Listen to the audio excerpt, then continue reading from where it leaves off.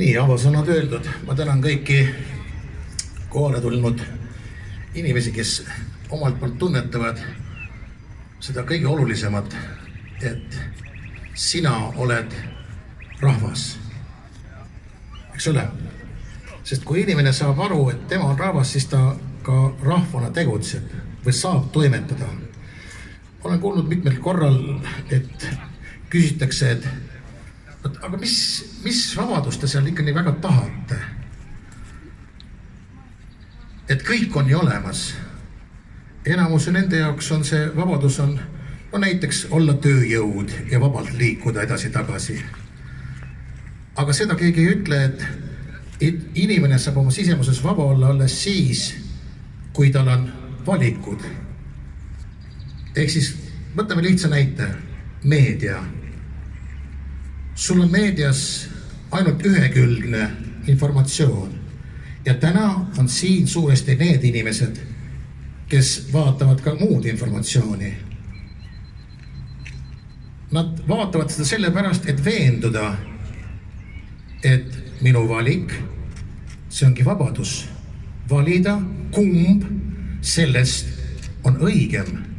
Öeldakse, et ühel pool on teadus. Vabandust väga, aga tänaseks päevaks on maailmas väga palju seda teadust, mis räägib ka muud juttu. Ja nüüd minu küsimus on, kuidas me saame rääkida sellest kui vabadusest, kui teatud informatsiooni hoitakse kinni. Lihtsalt hoitakse kinni, ei lasta. Kas see on vabadus? Küsin teie käest, kas teil on ka vastus sellele? Järelikult me oleme jõudnud esimese hetke juurde, et vabadust ei ole sellisel juhul, kui meedia hoiab midagi kinni. Nüüd läheme edasi.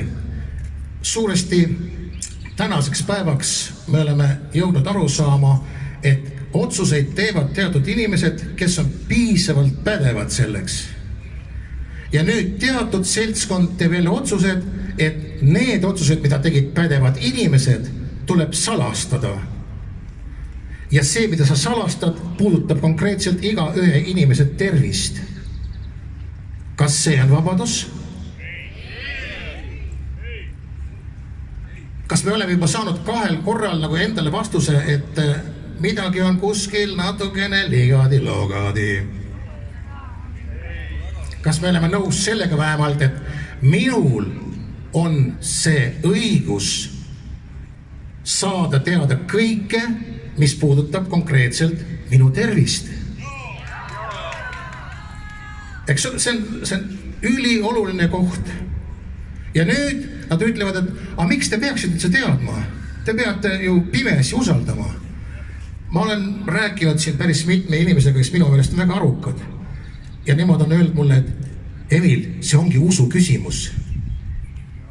Mis mõttes? Et siis sina tuled ja ütled, et see, mida sina usud, ongi ainuõige. Kas see on siis vabadus või?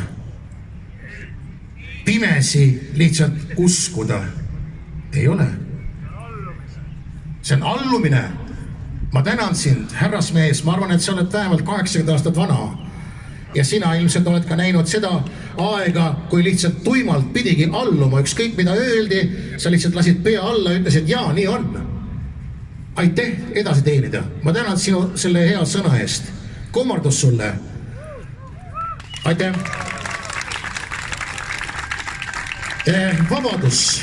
Läheme edasi. Kas mitte vabadus ei ole see, et inimene ei tunne hirmu? Kui palju te enda ümber näete tänaseks hetkeks hirmu? Seda on kuidagi loodud iseenesest mõistetavalt mingite tegemistega või mingite tegemista jätmistega. Minu hea omaaegne Semu, ma kohtasin teda hiljaaegu ja ma küsisin ta käest, et kas sa oled lastud ennast juba süstida. Ta ütles, muidugi. Soo. Ja ilma igasuguse tagamõtete ma lihtsalt küsisin ta käest, et kas sa tead ka, mis see oli, kas sulle räägiti sellest, kas sind informeeriti, et mis see sisu on, mille peale tema silmad läksid hästi suureks, ta läks endast välja ja ütles mulle, et mis sa tahad öelda, et ma pean ära surema? ja kujutage ette, et ma küsin ta käest, aga kus kohast sa võtad seda, et sa pead ära surema või sa sured? Mille peale tema ütles, aga telekas ju öeldi. Kuidas see juhtub? Kuidas juhtub selline asi üldse? Et inimene oma sisemuses on selles hirmus tänu sellele, et võib-olla jah, ta sai niimoodi aru, võib-olla keegi ei öelnud otse seda, aga ta sai aru, et tal ei ole muud võimalust. Kas nii või sured? Kas selle asja nimi on vabadus? Ma tänan sind. Ehk siis nüüd veel kord küsimus. Kui me need punktid üksteise järele laome enda jaoks, siis kas meie saame vähemalt siin täna öelda, et mis vabaduse eest me seisame? Vähemalt enda jaoks. On see selge? Ja minu üleskutse on tänaseks hetkeks see, et me saame seista oma tõekspidamiste, vabaduste ja õiguste eest vaid ainult siis, kui me oleme teadlikud. Minu üleskutse täna on, et kõik, kes te täna siin olete, olge head, jagage teadmisi, kogemusi, jagage seda, mis liidab omavahel. Käige koos päriselt, mitte ärge klõbistage, vaid iga üks teist, kes täna läheb kuskile kohta, istuge korraks maha, rääkige päriselt. Rääkige nendest asjadest, mis on hingel. Rääkige sellest, mida te tunnete. Rääkige sellest, mille poole te pürgite. Rääkige valgusest, sest see on ülim.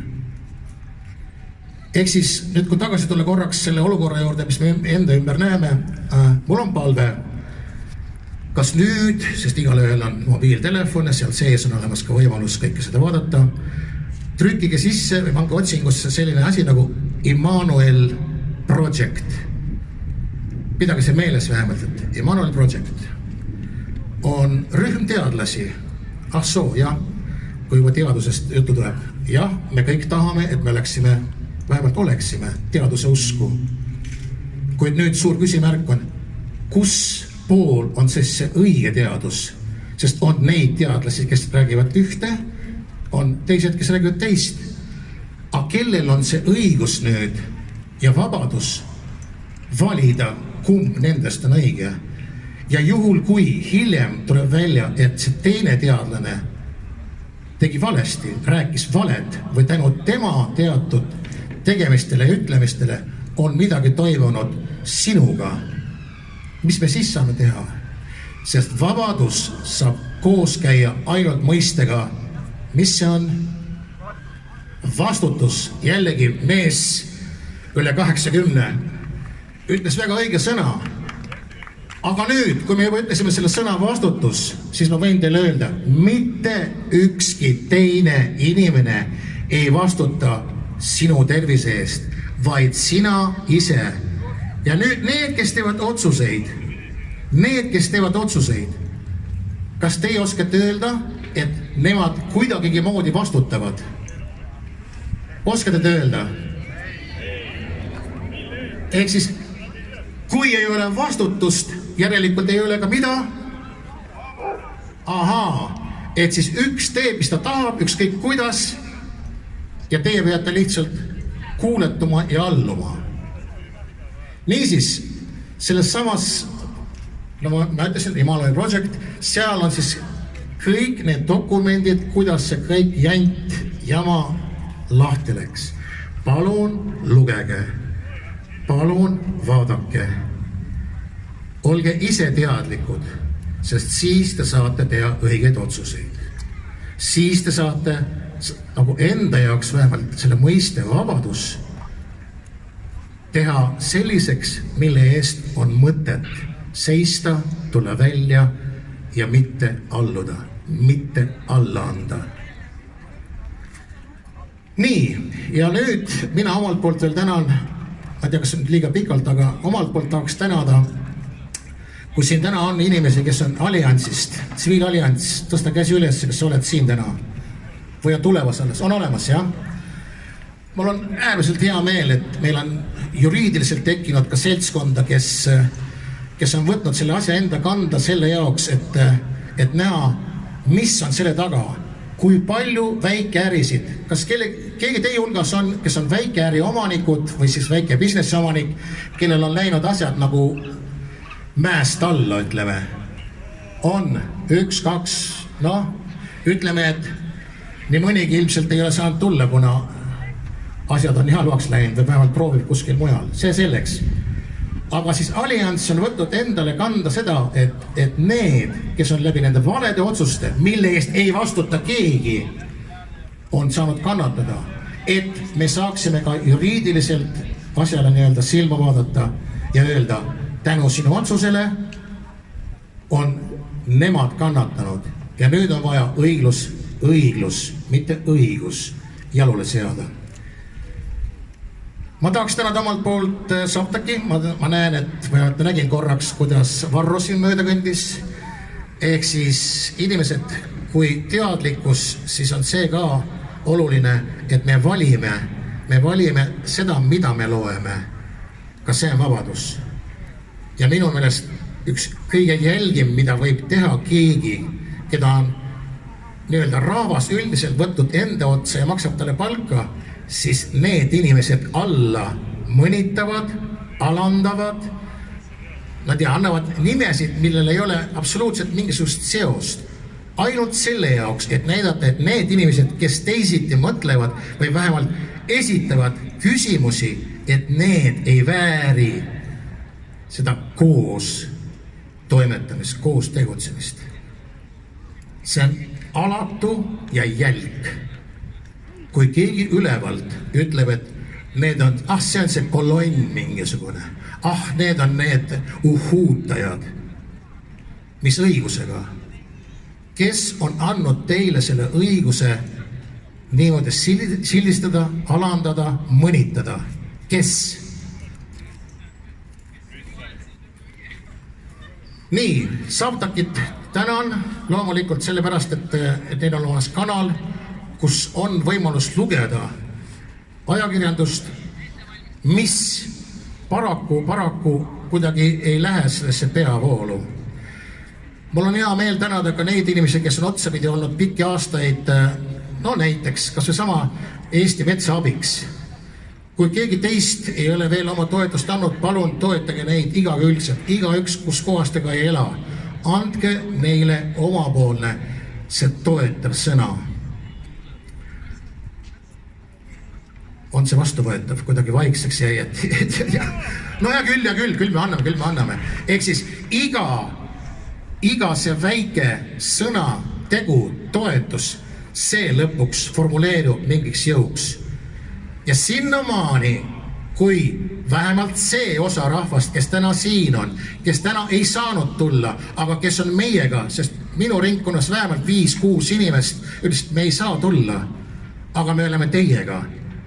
Ja ma olen täiesti kindel, et ka teie hulgas on, vähemalt teil on olemas neid inimesi, kes ütlesid, et me ei saa tulla, aga me oleme teiega. Ehk siis, kui see osa rahvast teadvustab endale, rahvas, see on jõud.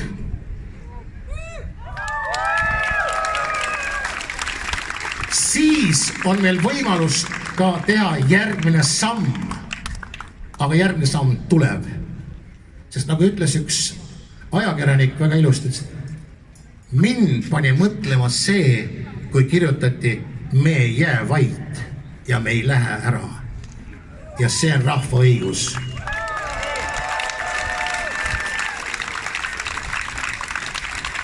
Veel kord siis. Rahvas on jõud, ehk jõud on. Nägid, reaktsioon oli nõrk. Nüüd tulevad need oraatori kohad. Jõud on rahvas, rahvas on. Rahvas on. Rahvas on. Ja see on vägi, kui me koos saame öelda, et me oleme üksmeeles. Aitäh!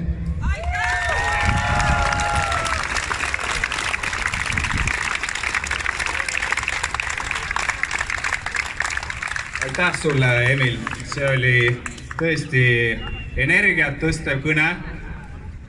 Ja järgmisena astub üles mees, kes on Riigikogus teinud meie jaoks rohkem head kui keegi teine, Kalle Grünthal.